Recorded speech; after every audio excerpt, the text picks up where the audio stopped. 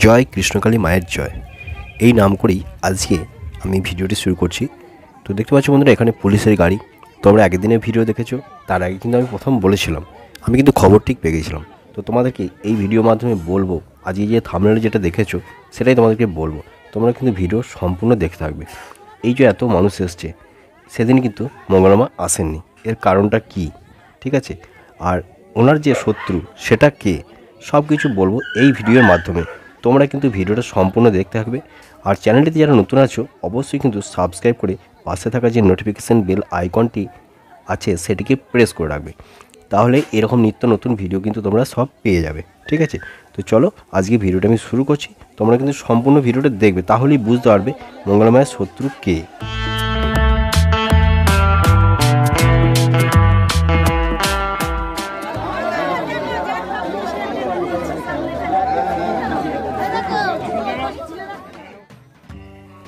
তো বন্ধুরা, আজকে তোমরা থাম্বনেলটা দেখেছো, যে থাম্বনেলে লেখাই ছিল যে মঙ্গলা মায়ের শত্রু কে, ঠিক আছে। তো এই বিষয়টা নিয়ে আলোচনা করবো। তোমরা কিন্তু ভিডিওটা সম্পূর্ণ দেখবে। আর চ্যানেলটিতে নতুন হয়ে থাকলে সাবস্ক্রাইব করে পাশে থাকা নোটিফিকেশান বেল আইকনটিকে প্রেস করে রাখবে, তাহলে এরকম ভিডিও তোমরা পেয়ে যাবে কিন্তু।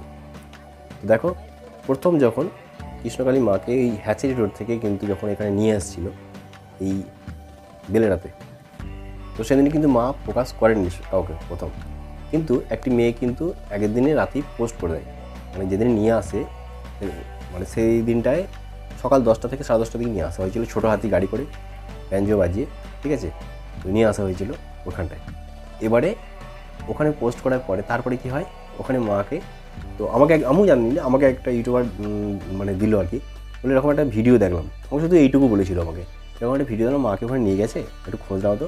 আমি কিন্তু সঙ্গে সঙ্গে খোঁজ লাগাই যে হ্যাঁ নিয়ে গেছে ওখান থেকে নিয়ে যাওয়ার পরে মানে 10টার দিকে নিয়ে গেছে। আচ্ছা, তারপরে জানতে পারলেন যে এরকম ব্যঞ্জো বাজিয়ে নিয়ে যাওয়া হয়েছিল। আমি কিন্তু সঙ্গে সঙ্গে ভিডিও পোস্ট করি। তো তারপরে কিন্তু উনি আমাকে ফোন করেন, আমাকে বলেন ফোন করে যে এরকম ভিডিও তুমি দিও না, হ্যাঁ এখন বারণ আছে, ভিডিও একদম ছাড়বে না, ঠিক আছে। আমি বললাম দেখুন, আমি তো বলেননি কাউকে, আমরা তো বলা দরকার ছিল যে দেখো আমি এটা এরকম মাকে নিয়ে যাচ্ছি, তোমরা কিন্তু কেউ ভিডিও ওখানে করবে না, তাহলে সমস্যা হতে পারে আর কি। তো সেটা তো জানাইনি। এবারে কী হয়েছে, আমরা ছেড়েছি, আমি তো আর ভিডিও ডিলিট করতে পারবো না। যাই হোক, আমি আর কিছু বললাম না, ঠিক আছে যাই হোক, আমার ভুল হয়ে গেছে, তো আমরা তো জানানো দরকার ছিল, আগে জানাইনি। এবারে তারপরে আর এক 10টার দিকে না 11টার দিকে বটে, উনি আবার লাইভ করেছিলেন। লাইভে কিন্তু বললেন যে আমি কাউকে বলিনি, কিন্তু আমি নিজে আমি দেখছিলাম কে কী ভিডিও দেয়, হ্যাঁ কাউকে প্রকাশ করিনি। মাকে নিয়ে গেছি, ব্যাঞ্জো বাজিয়ে নিয়ে গেছি, ঢাক ঢোল বাজিয়ে মাকে ওখানে নিয়ে গেছি, খুশির খবর। ব্যাস এই যে দিয়ে দিলেন, সবাই কিন্তু জেনে গেল এর মধ্যে যে হ্যাঁ তাহলে খুলে গেছে মন্দির। সবাই আসতে শুরু করে দিল, তারপর থেকে আসতে শুরু করলো। এই আসার পর থেকেই কিন্তু আমাদের আরেক ইউটিউবার গিয়েছিল, সে বললো যে ওখানে তো দেখছি এর মধ্যেই গামলা পেতে টাকা পয়সা সব দিয়ে চলে যাচ্ছে, পুজো তারা নিজেরাই করছে, ঠিক আছে। এবারে তো ভক্ত সামলানো যাবে না, সবাই জেনে গেছে, ঠিকানা তো আগেই জেনেছে, যারা ডেলি ভিডিও দেখে তারা কিন্তু ঠিকানা জেনে গেছে সব কিছু। এবারে কি হয়েছে, তারপরে কিন্তু আরেকটি ভিডিও, ওই লোকাল ওখানকার একজন দাদা আছে, তো সেই দাদাটা ভিডিওটি পোস্ট করে। আমি বললাম যে দেখো এরকম ভিডিও চলছে, মা কিন্তু বারণ করছেন, তো ভিডিও ছেড়ো না এরকম। তা বলছে আমি তো মায়ের ভিডিও দেখেই ছেড়েছি, তাহলে আর কিছু বলার নেই। তখন আমি বললাম দেখুন আপনি এক কাজ করুন, ওখানে একটা পোস্টটা টাঙিয়ে দিন, তাহলে সবার সুবিধা হবে।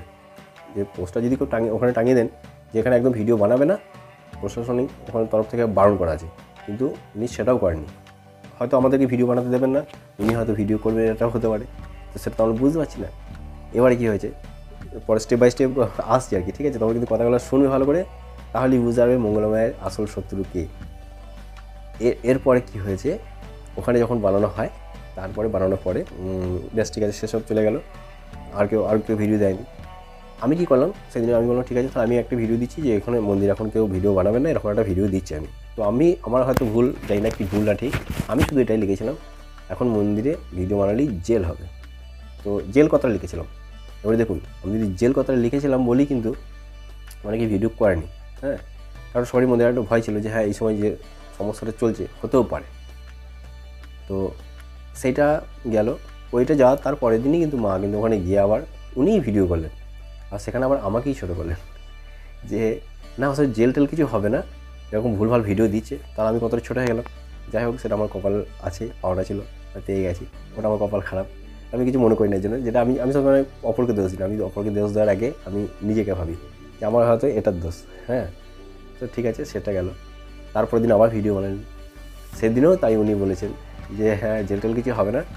আচ্ছা, কিন্তু সেই আমার কথাটাই কিন্তু কাজে লেগে আছে। দেখো, যে জেল না হলেও কিন্তু ওখানে তো সিস্টেম, আমি কিন্তু তাই ভিডিওতেও বলেছিলাম যে এখন কেউ মন্দিরে আসবেন না। আমি গুছিয়ে কথাটা বলেছিলাম যে দেখুন, এই মন্দিরটা এখনও হতে অনেক দিন টাইম লাগবে, কারণ জায়গাটা এখন ঠিকঠাক হয়নি, জায়গাটা সমান করতে হবে। কল পায়খানা, মানে কলটা বসে গেছে, পায়খানা বাথরুম এটা হবে। তারপরে একজনকে বললেন যে কিছু আনতে হবে না, কাপড় টাপড় কিছু আনতে হবে না, ওই টাকা থেকে একটা মানে 250-300 টাকা দিয়ে একটা শাড়ির দাম হচ্ছে 250 টাকা। তো ওইটা শাড়ি অনেক আছে, আর আরও যা আছে সব অনেক কিছু আছে মায়ের, ওই 300 টাকা দিলে ওটা সিমেন্ট হবে একটা।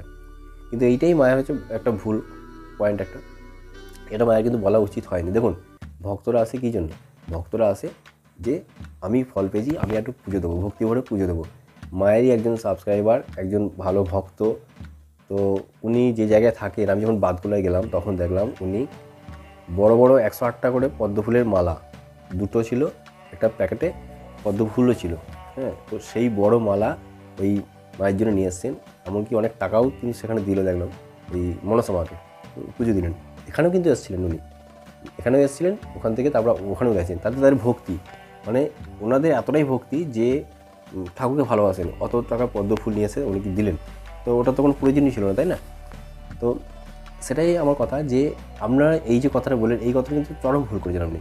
কারণ দেখুন, আপনাকে যদি কেউ হয়তো বললো যে কোনো ইন্স্যুরেন্স কোম্পানির লোক এসে যে মা দেখুন আপনার ছেলেকে তো পড়াচ্ছেন, এখন থেকে বয়স তো অল্প, ছোটোখাটো যদি পলিসি করেন তো আপনি হয়তো করবেন কি করবেন না সেটা আলাদা ব্যাপার, হয়তো বললো, আপনি হয়তো রাজি হলেন যে ঠিক আছে ছোটো থেকে একটা করো। কিন্তু আপনাকে যদি কেউ এরকম বলে যে মা দেখুন ছেলে তো বড় হয়, আপনাকে ভাত দেবে কি ঠিক নেই, হ্যাঁ, আর এখনকার দিনে চাকরি বাকরি নেই, তা আপনি এক কাজ করুন, আপনার ছেলে যা পড়াতে যা খরচা, 3 বেলা 3টে টিউশনি দিচ্ছেন, এদিকে ধরুন আরও সব খরচা, অত টাকা খরচা না করে ছেলেকে এমনি মোটামুটি খাওয়ানো দাওয়ানো করুন, টিউশনি একটা দেন গা, ওই টাকাটা থেকে পার ডে আপনি হয়তো পার ডে 1000 টাকা করে যদি রাখেন, মাসে 30,000 টাকা একটা পলিসি করুন। হ্যাঁ, টাকা তো আপনারই থাকবে, আপনিই পাবেন। তাহলে আপনি কী করবেন বলুন? কখনই করবেন না, কারণ আপনি জানেন যে না আমি অত টাকা ছেলেকে আপনার চাকরি হবেন না সেটা সবাই জানে, কিন্তু আপনি তবুও কিন্তু চেষ্টা করবেন যে না আমি ছেলেকে পড়াই, ছেলে একটু ভবিষ্যতের কথা চিন্তা করবো, আমি ভালোবেসে ছেলেকে গিফট করছি, এগুলো দিচ্ছি। হ্যাঁ, সেরকম এরাও তাই আর কি, ভক্তরাও কিন্তু ভালোবেসেই কিন্তু সব কিছু দিচ্ছে মাকে।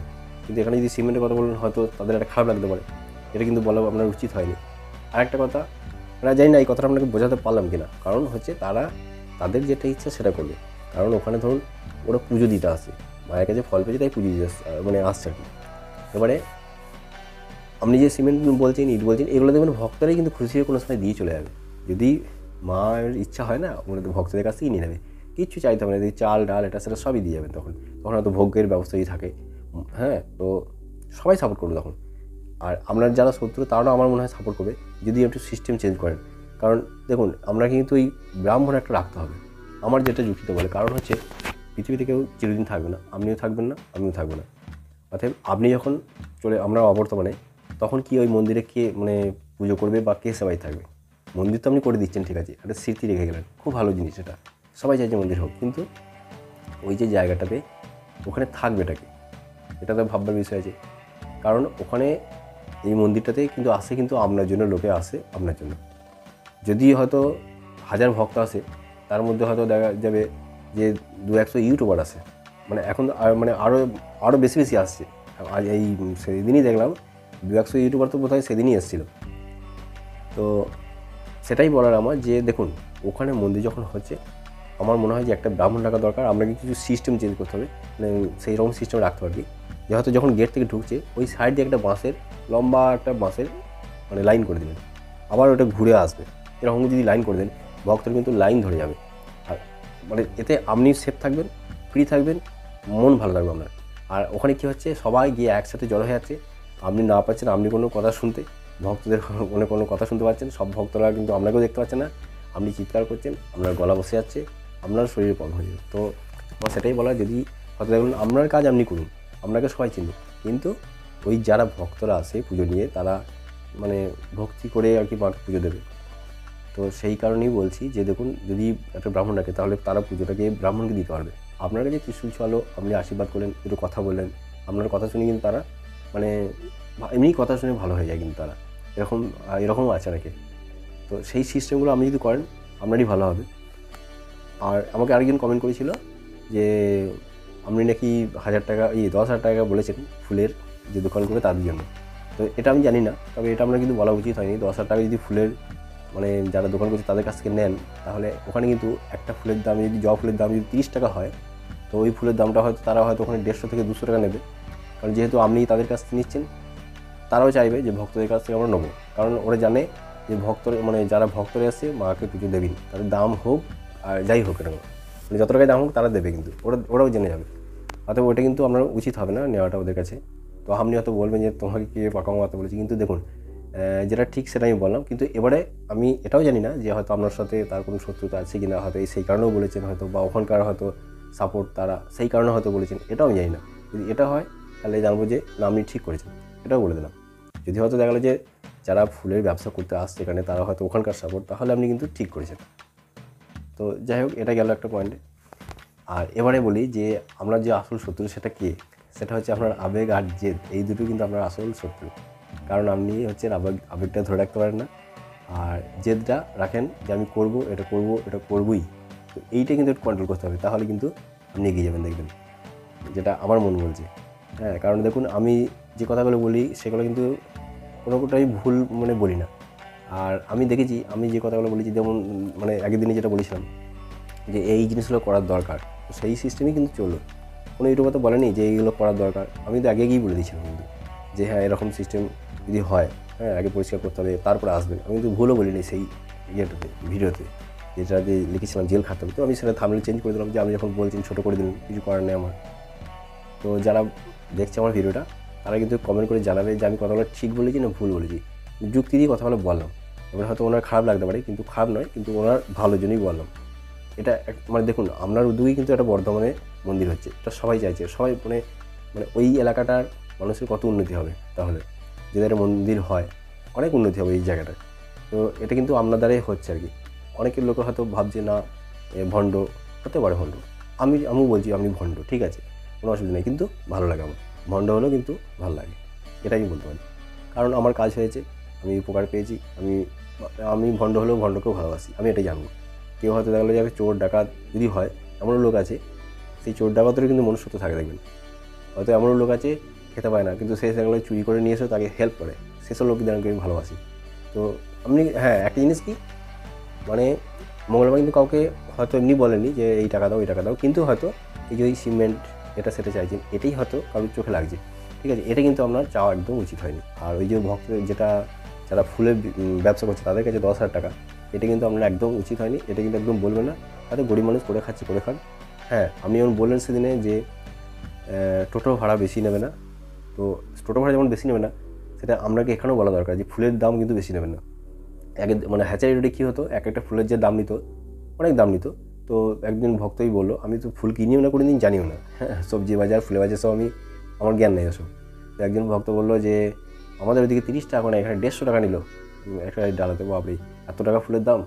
হ্যাঁ, তো যাই হোক, সেটা কার জন্য কি জানি না, তো ভক্তরা বললো। আর সেটাই বলবো, আপনি সেরকম বলে দেবেন যে দেখুন ফুলের দাম কিন্তু কেউ বেশি নেবেন না, কারণ ওখানে ডেলি ফুল বিক্রি হবে। অর্থাৎ ডেলি যদি বিক্রি হয় 10 টাকা করে যদি লাভ রাখে, অনেক হবে। প্রতিদিন যদি 10 টাকা করে থাকে একটা ফুলের মালা পিছু, তাহলে মাসে অনেক হচ্ছে কিন্তু 300 টাকা। তো তার যে কত ফুল বিক্রি হবে সে ঠিক নেই, যখনই কম হবে জিনিসটা বেশি বিক্রি হবে। আর যদি কেউ ভাবে যে না ভক্তরা আসবে আমি একদম গলা কেটে নেবো, বিক্রি তো হবেই না, উপরন্ত আমরাই কিন্তু গিয়ে বারণ করে দেবো যে এখানে ফুলের মালা কিনবেন না, এই জায়গা থেকে কিনে নিয়ে আসবেন। এটাও কিন্তু আমরা বলছি, কারণ আমরা দেখুন যারা ভক্তরা আসছে আমরা কিন্তু সবার ভালো চাই, কিন্তু আমরা এমন কিছু করবো না যেটা এত মানুষের ক্ষতি হয়। যে ওখানে একটা পুজো দিতে আসবে সেই মানুষটার কাছে যদি একটা ফুলের ডালার দাম যদি বেশি না হয়, সত্যিই খারাপ লাগবে। তারা এমনি কত দূর থেকে আসছে ভাড়া খরচা করে, ঠিক আছে, ভাড়া খরচা করে এসে এই জায়গাতে এসে যদি আবার ফুলের পিছু এত টাকা খরচা করে, আলতা সিঁদুর ফুলের পিছু এত টাকা খরচা করে, তারপরে আবার কতক্ষণ ধরে বসে থাকবে, তাহলে সেটার কথা ভাবতে হবে তো একটু, সেই মানুষগুলোর কথা। তো আমি যারা ভক্তরা আমার ভিডিও দেখছে তারা কিন্তু বলবে যে আমি কথাগুলো ঠিক বললাম কি ভুল বলেছি, কারণ অনেকে এরকম করে আর কি। হ্যাঁ, এটা কিন্তু উচিত নয়। মানে যে যখন যেটাই দাম নেবে, যদি কম নেয় না, বেশি বিক্রি হবে। কেউ যদি একটা জবা নেয়, তখন দেখবে 2টো করে জবা নিচ্ছে, জবার মালা 2টো নেবে হয়তো। তখন পদ্ম এখানে যে দাম বলতো, হয়তো জানি না আমি, তো অনেকেই বলছে যে এখানে যে পদ্মের দাম বলছে, বাবা এত টাকা দাম, মানে আমার তো বললাম যে আমি কোনোদিন কিনিনি গো, আমি জানি না গো। তো সেগুলো কিন্তু আপনাকে বলতে হবে যে হ্যাঁ এই দাম কিন্তু এই নেবে, আপনাকে ফিক্সড করে দিতে হবে যে এই দাম। যারা ওখানে বসবে, গরিব মানুষ করে খাচ্ছে করে খাক, কিন্তু দাম কিন্তু কম রাখতে হবে। কারণ একদিনে একটা দুটো খদ্দের নয় কিন্তু, এটা জানেন, ওখানে কিন্তু অনেক খদ্দের আছে। অর্থাৎ দোকান আপনি কম রাখুন, কিন্তু খদ্দের কিন্তু মানে প্রচুর আছে। প্রত্যেক দিন যে ভক্ত আসবে, ওখানে হাজার হাজার যদি ভক্ত আসে, কত সেল হবে। হয়তো দেখা গেলো যে আপনি হয়তো একটা হয়তো ফুলের দোকান রাখলেন, যেটা হয়তো ফুলই বিক্রি করবে, তার কাছে শুধু ফুল পাওয়া যাবে। একজন হয়তো আলতা সিঁদুর রাখলো, একজন হয়তো মিষ্টি রাখলো। এইভাবে আপনি সিস্টেমটা করে দিলেন যে হ্যাঁ করে খাচ্ছে, তোরা করে খা, তাহলে সবাই মানে সবারই উপকার হবে, সবাই করে খাক, এটা চাইবেন। কিন্তু ওই রকম টাকা পয়সা নেবেন না। আপনি টাকা যদি যখনই তাদের কাছ থেকে নেবেন, তখন ইফেক্টটা কিন্তু ভক্তদের উপরে পড়বে। হ্যাঁ, তো আমার কথাগুলো ভেবে দেখবেন আমি ভুল বলেছি কি ঠিক বলেছি। তো যদি কিছু ভুল বলে থাকি ক্ষমা করে দেবেন। আর যারা ভক্তরা আছে, যারা ইউটিউবার মানে ভাইরা আছে, ইউটিউবার দাদারা আছে, তারাও বলবে যে আমি কথাগুলো ঠিক বলেছি না ভুল বলেছি। আর যে কমেন্টে কিন্তু কমেন্ট করে জানিয়ে দেবে যে মানে অনেকেই হয়তো বলছে যে আমি সাপোর্ট করছি এ করছি। দেখুন, সাপোর্টের ব্যাপার নয়, কাউকে সাপোর্ট কিছু নয়। আমাদের কাজ হচ্ছে কি, আমরা দেখবো, যেখানেই দেখবো সেটাকে আমি তুলে ধরবো, বিচার কিন্তু আপনারাই করে দেবেন। একটা কথা বলবো, তোমরা কিন্তু এখন হুট করে কেউ আসবে না, বারবার বলে দিচ্ছি। যখন উনি লাইভে বলে দেবেন, তারপরে লাইভে বলার পরেও কিন্তু আসবে না, এটাও বলে দিচ্ছি। মঙ্গলবার যদি লাইভে বলেও দেয় যে মন্দির খুলে গেছে, তাও কিন্তু আসবেন না, তার 1 সপ্তাহ পরে আসবেন। আগে পরিস্থিতিটা দেখবেন কী অবস্থায় আছে, নাহলে কিন্তু সেম ঘটনাও আবার ঘটতে পারে। না হওয়ার কিছু নেই, কোনো না কোনো একটা মানে সূত্র ধরে কিন্তু আবার হয়তো কিছু লাগতে পারে কেউ। অতএব যখন স্বাভাবিক হয়ে যাবে সব কিছু, তখন কিন্তু আসবেন, দেখবেন সব কাজ হচ্ছে। হ্যাঁ, এইগুলো করার পরে কিন্তু আসবেন, কারণ এখন কিন্তু ভিডিও ওখানে বন্ধ আছে। আর উনি নিজেই বলে দেবেন একে একে কাজ হবে। সেবারে মন্দির হতে হতে বন্ধ হয়েছিল, এবার বাথরুম হতে হতে বন্ধ হলো। তাই বলছি সব কিছু কাগজপত্র ব্যাপারগুলো আছে, সেগুলো সব ঠিকঠাক করে নিই। হ্যাঁ, তারপরে ভিডিও দেখবে ভালো করে, ওনার ভিডিওটাই দেখবে। ভিডিও দেখার পরে যখন উনি বলবেন, তার 1 সপ্তাহ পর আসবেন, ঠিক আছে? তো চলো আজকের মতো ভিডিওটা এখানে শেষ করছি। আর তোমাদের মতামতটা কমেন্টে জানিয়ে দেবে কিন্তু। যদি ভিডিওটা ভালো লাগে, লাইক কমেন্ট শেয়ার করে দিও, ঠিক আছে? চলো বাই বাই।